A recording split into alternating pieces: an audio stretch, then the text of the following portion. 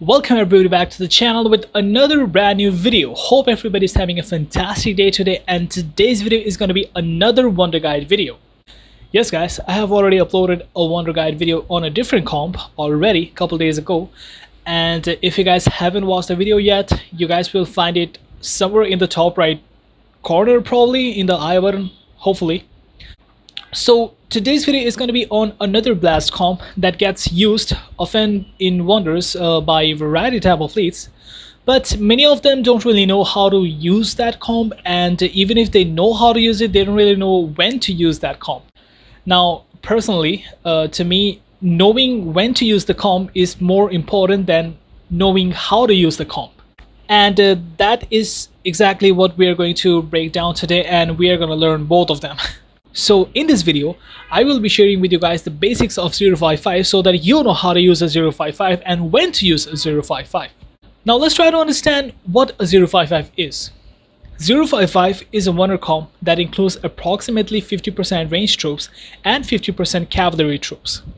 It's specially designed to snipe mostly low-range 4-4 variants, and a 055 can also beat a 4-4 of an opponent who is fairly way stronger than you.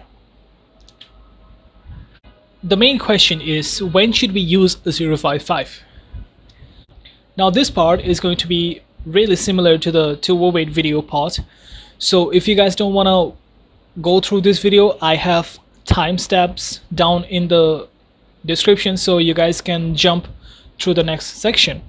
Now the first situation where you can use a 055 is to beat a stronger opponent who is using a 4-4 with potentially double inferior. Now it's not really mandatory that you have to use a 055 only against a 4-4 where there is two inferior available. You can also use a 055 against a 4-4 that has single inferior, but it's just not going to bring you the best results. The second situation can be when the fort or the base is about to get locked and it only has little over 5 minutes left, so if you fail the first rally, you are pretty much going to lose the fort. In that case, if the opponent is using a 4-4, you can go for a 055 and smoothly win the battle, because most of the time a 055 against a 4-4 doesn't need a carpet, or it doesn't really depend on what front line the opponent is using, unlike 208 where you can only counter the opponent if he's using range fell, because as soon as the opponent goes for a range wedge or a calf phalanx, your 208 gets destroyed. But that's not the case for 055. The third situation can be in KVK, where you just want to farm a lot of points, and for some reason you know that your opponent is going to be sitting in calf phalanx. So instead of going for a mix versus mix, you can go for a 055 versus his 4-4 calf phalanx so that you can get maximum amount of kills and points. With that being said guys, let's jump into the setup part. Now the first thing in the setup part which we'll be talking about is going to be the talent. And this is how your 055 talent slot should look like. So you're going to have the squad offense all the way maxed. Then you're going to have your cavalry offense 1, cavalry offense 2, and cavalry offense 3 all the way maxed. And also your range offense 2, range offense 3, sorry, range offense 1, range offense 2, and range offense 3 all the way maxed. And after that, the second thing that you should focus on is going to be the squad health, which is going to be the army HP. You're going to max out the first one, and you're going to max out the second one as well. Now it's a 055, so there is not going to be any infantry other than the 40k buffer that we're going to be using, and it's not really going to provide that much attack stat advantage in the battle. So there is really no need to use the talent points in the infantry attack. Now the second thing that we are going to talk about is going to be the heroes and the familiars. Now in heroes, you're going to be using 4 range hero and 1 calf hero. The reason behind using 4 range hero is going to be that the range troops are going to be the main troops that are going to that are going to cause the damage. So to maximize the squad attack, the 200% squad attack that we get from the each individual heroes, we are going to be using 4 range heroes so that we can support our range squad. Now, while choosing the heroes, the main thing that you have to keep in mind is to make sure that your range heroes have attack stats. Now, in this case, as you guys can see that the strong stress have army attack, that the master cook has range attack, the goblin has army attack, and the grove guardian has army attack as range attack as well. You should never ever use a range HP hero like Black Crow, for example, because the range are supposed to stay all the way in the back and they are going to be only doing the damage, so they need attack stats. They don't really need HP stats because they are not going in the front and taking the damage. And for the Cav hero, my only and literally the only suggestion is going to be Rose Knight. I don't care if you have 11k, I don't really care if you have whatever Cav hero. If you're going to use 055, you have to have Rose Knight as your only Cav hero. Now, the reason behind using Rose Knight as your only Cav hero is going to be the massive amount of Cav HP that you're getting from her. So, for range hero and the single Cav hero that you're going to be use, it must be Rose Knight. While choosing the familiars, you have to understand a little bit of the battle mechanics. So, in the whole battle, the Cav are going to be the front line and the range are going to be the back line. So range will do damage from the back while Cav are going at the front. So in this type of case, you can see that the Cav troops are going to be taking the damage and they probably won't really be able to do much attack till the range clears the squads from the opponent's range squad.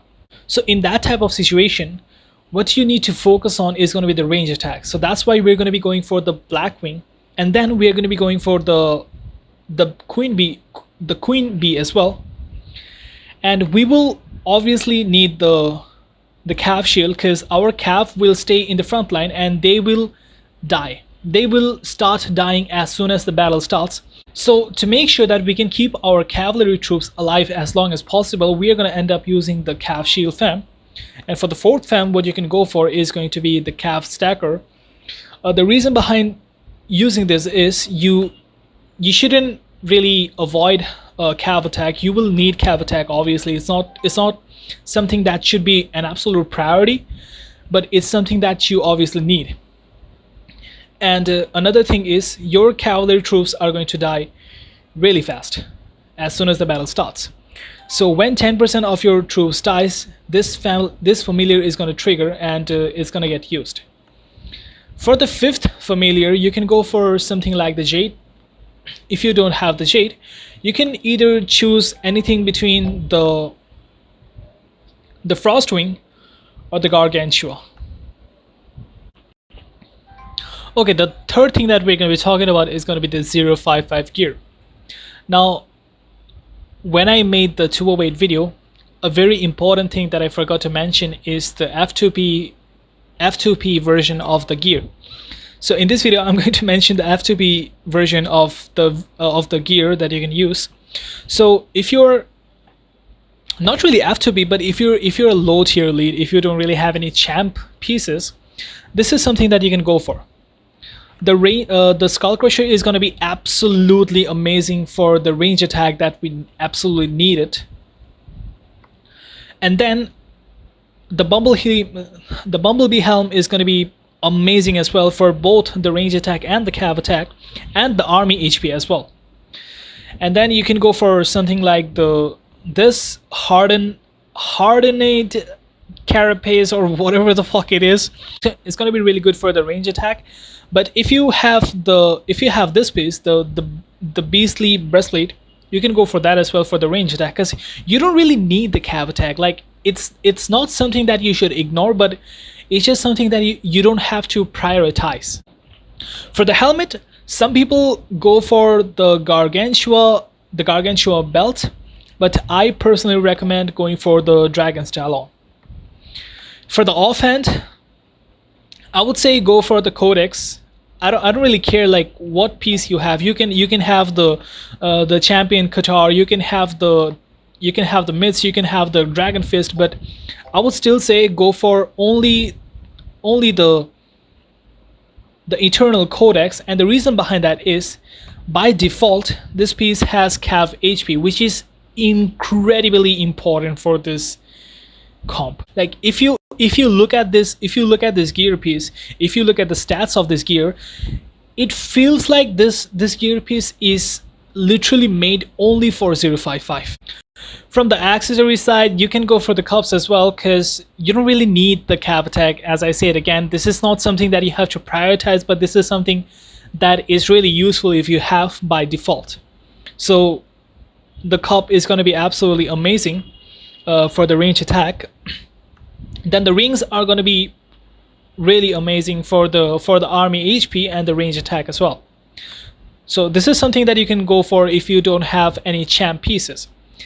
And for the people that don't really have a lot of champ pieces, especially the accessories, this is the type of gear that you can go for. So you can go for the calf helm, you can go for the range plate, you can go for the range boots as well. If you don't have the range boots, you can still stick with the dragon still on.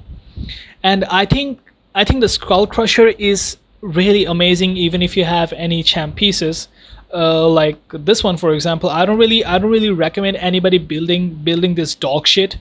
But if you still have it by any chance, you can probably go for it. But I don't know, like it's really dog shit. For the main hand, for the offhand, sorry, as I said, that the champion Qatar is not really that good of a option, at least not really good over the eternal codex. Now the interesting part comes in the accessories. If you have the ring, you must go for it. If you have a double super high tempered ring, you can go for a double ring as well. But if you have a polar ring, you can use the polar ring. And then if you have the valor, this piece, if you have it, you can use it. If you don't have it, you can consider using a faith as well. You don't really need to go for like all out for the faith, because even though the faith provides a lot of army HP, one important thing before the army HP that we are missing is going to be the range attack. So the faith is not offering us any type of range attack whatsoever. So that's why even if you have like 3 faiths, I don't recommend you using 3 of them. But yeah, if you're super rich, if you have like all the champ gears that the game has to offer, you can go for 3 valors. I think the fourth thing that we're going to be talking about is going to be the stats priority. For 055, I would personally recommend you guys to specifically jewel your 055 set. Now it doesn't really have to be important, like more important than your mix gears, but it's something that you should consider jeweling specifically for. So the first thing that we should focus on is going to be the range attack, and the second thing that we should be focusing on is going to be the cav HP or any kind of army HPs. And the third thing that we're going to be focusing on is going to be the cav attack.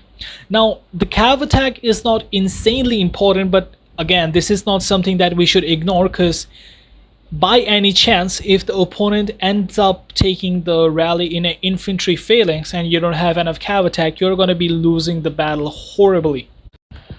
Alright, the fifth thing that we're going to be talking about is going to be the comp. So for comp, I would say have a preset, have a separate preset for the 055, and the preset is going to be ignore the fact that I don't have the Rose Knight.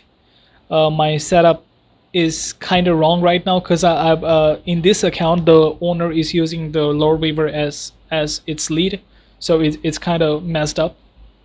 But ignore the fact. Let's focus on the comp part. So for comp, what you have to do is this is going to be your hero and the familiars, and for the troops you're going to send about 40k to 50k ish T4. T4 inf. So this inf are going to be your buffers, and then the rest of the troops you can select is going to be the range troops. It can be T5 range because this range usually will not get attacked.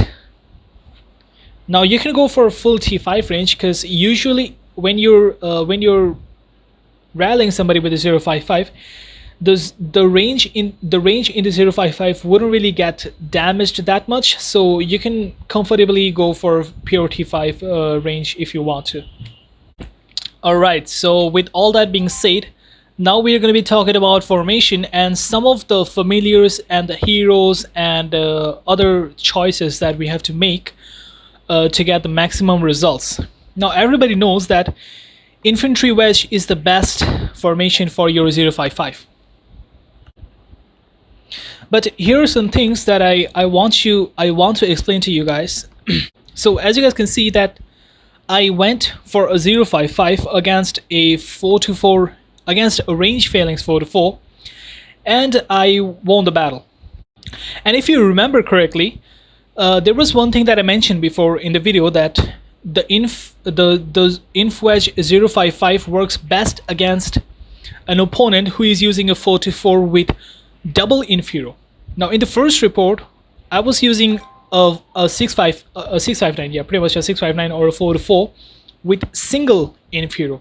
So I had only the berserker as my only inf hero, and as you guys can see that the offensive side took around 1 million ish damage and the defender side took 1.3 million damage. But as soon as the opponent side started using double inf hero with their 4-4, as you guys can see from this, I used the I used the Watcher and I used the berserker as well with double range hero and single cav hero. You can see the results drastically changed. Now I don't really know the actual battle mechanics behind this, and I wouldn't even bother to explain because this is supposed to be a basic guide. So yeah, we wouldn't bother talking about that, but that's there. So this is going to be a thing that you should keep in mind. So if you find somebody with a 4-4 and range shield fam and a double inf hero, that's going to be your juiciest target for trying a 055.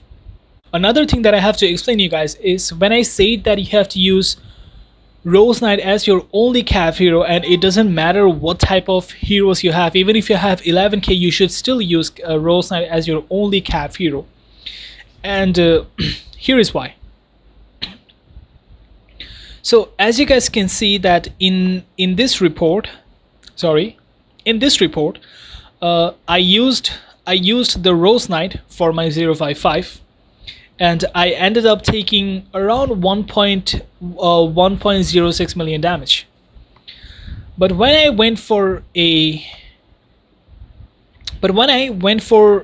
055 without a Rose Knight, so I went for a Lore Weaver as my cav hero, as you guys can see, the damage on my side increased by pretty much 100k, and that's a lot of damage. That's a lot of damage to take, you know.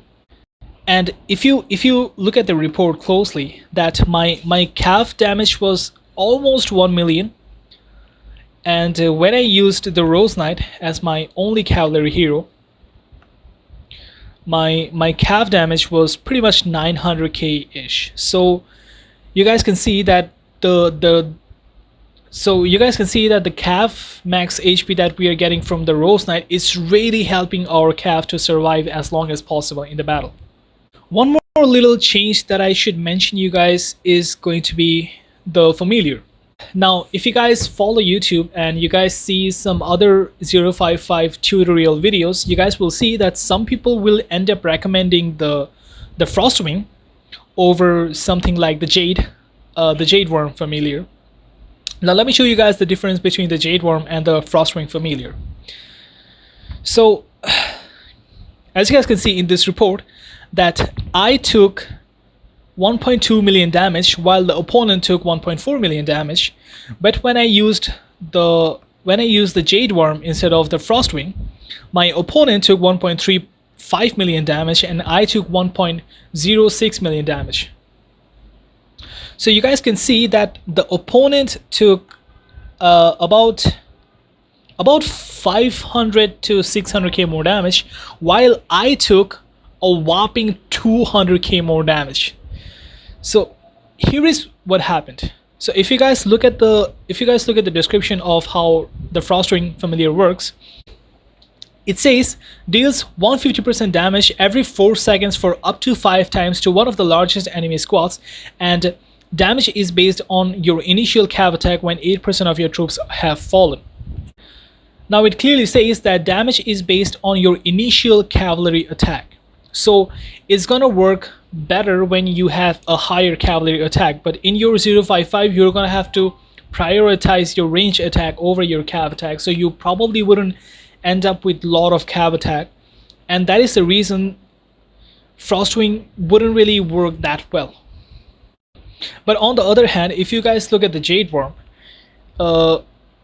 let's try to understand how the Jade Worm works. It says reduces damage inflicted by enemies by 9% when 4% of your troops have fallen. So what Jade Worm is doing is it's decreasing the damage taken by your troops. Hence, it's gonna make your troops survive for a longer time so that you can do more damage to your opponent. Which we clearly saw that when we were using the Frostwing, we were able to do about 60k ish more damage. But when we are using the Jade Worm, even though we did 60k less damage, we also prevented 200k of our troops from dying, or about like 150k ish troops. And yeah guys, that's gonna be pretty much it for today's video, and I hope you guys enjoyed it. If you guys did enjoy it, please do not forget to like the video and subscribe to the channel for more videos like this. And yeah, I'll see you guys in the next video. Have a good one.